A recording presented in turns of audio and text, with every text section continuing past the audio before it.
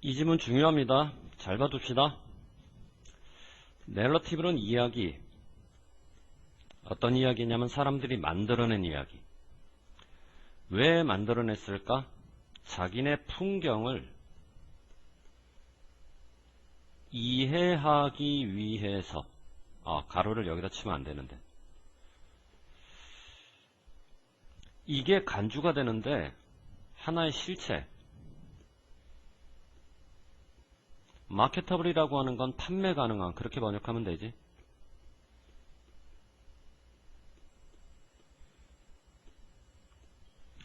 판매 가능한 실체가 되고 그 지역 거주민들에게는 그 이야기가 원천이 되는데 뭐의 원천이 되냐면 소득. 그러니까 소득원이 된다는 얘기야. 이게 무슨 말이냐? 우리 마을 뒷산에 큰 나무가 하나가 있고 그 큰 나무에는 한 가지 전설이 깃들어져 있어. 그 전설이 사람들 입에서 입을 통해서 퍼져나가. 그러면 그 큰 나무에 얽힌 전설을 들었던 사람들은 직접 그 나무가 보고 싶어서 찾아오거든. 이름하여 누가 찾아오는 거야? 관광객들이 찾아오는 거지. 그럼 관광객들이 우리 마을에 와서 그냥 딸랑 나무만 보고 가냐? 아니, 하룻밤 묵어 가고 술도 마시고 음식도 먹을 거 아니야. 이게 다 그 주민들에게는 소득원이 된다는 얘기지. 여기서 말하는 판매 가능하다, 소득원이 된다, 무슨 말인지 이해들 되지, 그지? 이게 바로 이름하여 장소 정체성이라는 개념이야. 자, 오른쪽으로. 장소 정체성이란 그 장소만의 특징적인 풍경이나 이야기. 이게 하나의 관광 자원이 될 수 있다는 얘기거든. 그렇게 해서 풍경이 가지고 있잖아. 자기만의 독특한 장소 정체성. 그와 같은 풍경들은 이점이 있단 말이야. 관광객들에게 판매가 된다는. 그리고 나서 나오는 as를 우리가 접속사로 봐야 될 이유가, 그 다음에 it과 is를 주어 동사로 봐야 되는데 이게 접속사 뒤에 나왔으니 각각 to로 정의를 하면 최초 문장 맨 앞에 나오는 랜드스케이프라는 명사를 S1으로 정리를 하고, 그러면 얘는 V1이 될 수밖에 없다는 얘기지. 문장 구조 이해돼? 그러니까 여기서는 동사의 자리라 have가 나와야 되지, with라는 전치사가 있다고 해서 이거를 ing 처리하면 되겠니 안 되겠니? 안 된단 말이야. 자, 여기까지. 그렇게 해서 장소 정체성이 깃들어져 있는 장소. 장소 정체성의 장점은 뭐니 해도 관광의 소득원이 된다, 이런 얘기지, 그지? 밑으로 내려가 봐. 장소 정체성의 장단점을 설명해봐라. 장점. 아까 말했던 관광의 소득원이 된다.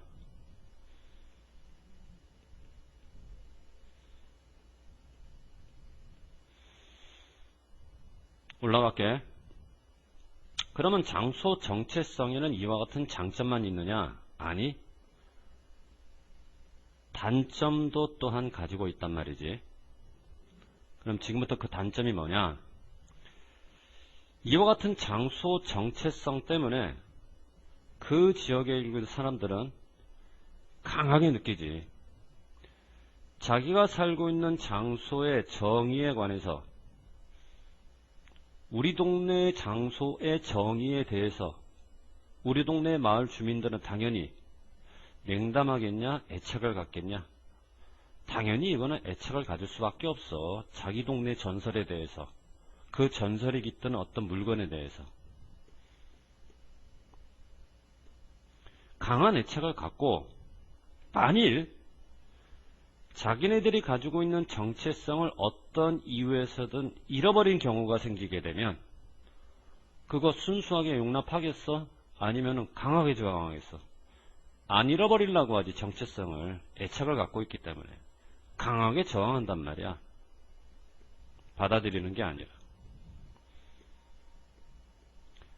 그래서 장소 정체성이 있는 장소에 살고 있는 거주민들은 자기 마을 정체성에 대해서 애착을 느끼고, 만일 그 정체성을 잃어버리는 경우가 생기게 되면 거기에 대해서 강하게 저항을 한단 말이야. 이렇게 사람들이 뿌리를 받고 있잖아. 풍경에. 그렇게 되면 느끼는데 강한 커넥션. 이때는 연결 그러지 말고 유대라고 하자. 누구와 유대감을 갖고 있냐면 공동체에 살고 있는 다른 구성원들과, 즉 그 마을 사람들과. 이렇게 마을 사람들끼리 똘똘 뭉치게 된단 말이야. 마을 사람들이 똘똘 뭉치게 되면 관광객을 하나의 외부인으로 봐. 그리고 관광객이 자기네 마을에 찾아오는 것을 하나의 침입으로 본단 말이야. 좋게 생각 안 해. 그러니까 이런 경우에는 마을 사람들이 굉장히 폐쇄적이 되는 거지. 폐쇄적이 되기 때문에 관광객들이 자기 마을에 오는 것을 외부의 침입이라 보고, 이와 같은 외부의 침입을 뭐라고 간주하냐면 자기네들의 유대감이 깨지는 거라고 생각하는 거거든. 이와 같은 관점에서 보게 되면 그들은 외부인의 침입, 즉 관광객이 몰려 들어오는 것을 절대로 환영 안 해. 분노하게 되지. 폐쇄성이 강한 사회가 되니까. 이해됐니? 무슨 말인가? 그리고 관광객이라는 외부인을 지금부터 관계대명사로 꾸며줘야 되는데, 잘 들어. 주격을 쓸 거냐 목적격을 쓸 거냐, 뒤에 주어 플러스 동사가 나왔으니까 주격을 못 쓴다. 그게 아니고 주어 동사는 틀림없지만 또다시 동사가 보인단 말이야. 주어는 하나고 동사가 두 개인데 두 개의 동사를 이어줄 중간에 무슨 사가 없냐? 접속사가 없지. 이때는 반드시 두 번째를 진짜라고 보고 첫 번째는 가짜 다시 처리하고, 동사가 가짜일 때는 주어도 가짜 다시 처리해서, 주어 동사가 가짜라고 판단될 때는 가로로 묶고 없다라고 생각하라고. 없다라고 생각하게 되면은 지금 주어진 관계대명사 다음에 곧바로 동사가 붙었기 때문에 이때는 주격 관계대명사가 돼서 어민이 형태는 후가 나와야지 흠이 나올 수 없다고. 이거를 선생님이 오른쪽에 하나의 문장 공식으로 정리했는데, 선행사를 주고 주관을 쓸 거냐 목관을 쓸 거냐 주동동의 구조가 나오면 반드시 두 번째를 진짜 동사라고 보고 첫 번째 주어 동사는 가짜라고 판단하는데, 이거를 왜 가짜라고 판단해야 되느냐? 삽입구조라서 그래. 여러분들 아는 것처럼 삽입구조는 원래 문장이 없었지. 문장을 다 완성하고 나중에 파고 들어간 거기 때문에 삽입구조에 대한 분석은 원래 문장이 없다라고 생각해야 되고, 그러면 원래 문장은 동사 바로 앞에서 주어 역할을 수행하는 주격이 나와야지 목적격이 나올 수가 없다는 얘기지.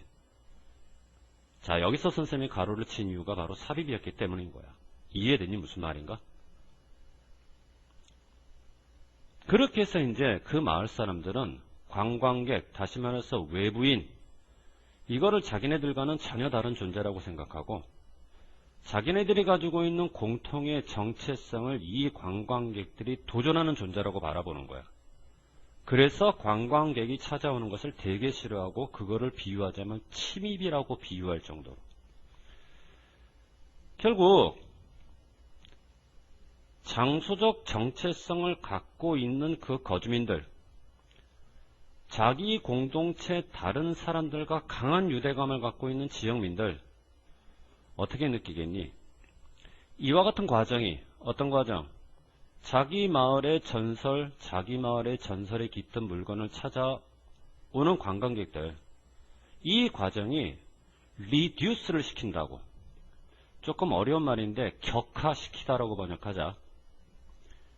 격화가 무슨 말이냐면 지위나 신분 따위를 낮춘다는 얘기야. 이 과정이 어떤 지위와 신분을 낮추냐면 자기네 마을의 정체성의 지위나 신분을 격화. 어떤 식으로 격화? 단순한 상업적 거래라고 격화. 이렇게 생각한다는 얘기지. 그러니까 마을 사람들은 자기네 마을에 있는 그 큰 나무와 그 큰 나무에 깃든 전설에 대해서 굉장히 자부심을 느끼는데, 관광객이 오면서 자기네들이 느끼는 자부심이 단순한 상업적 가치만 있는 걸로 낮아지게 된다는 얘기는 자존심이 굉장히 상하는 거잖아. 이 얘기는 결국 자기네 마을에 관해서 뭔가 독특했던 것, 뭔가 특별했던 것이 관광객을 위해서 지금 뭐가 되고 있다고 생각하냐면 희생되고 있다고 생각하는 거야. 자, sacrifice.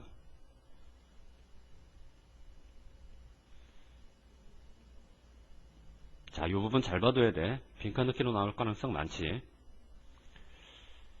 자, 그러면 여기서 말하는 단점은 뭘 얘기하니? 장소 정체성의 단점. 관광객의 세도 자체를 자기 정체성의 격화 과정으로 바라본다라는 얘기지. 그대로 써줄게.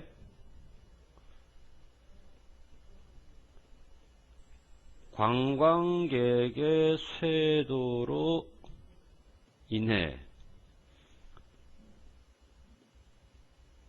자기 정체성의 격하가 발생한다. 단순한 상업적 거래로 취급당한다. 결국 장점과 단점을 모두 설명하는 걸로 봐서 여기서는 양면성 개념으로 주제가 정리가 되는 게 좋을 것 같아. 단순한 기능성의 문제가 아니라 말이야. 자, 일단은 넘어갈게.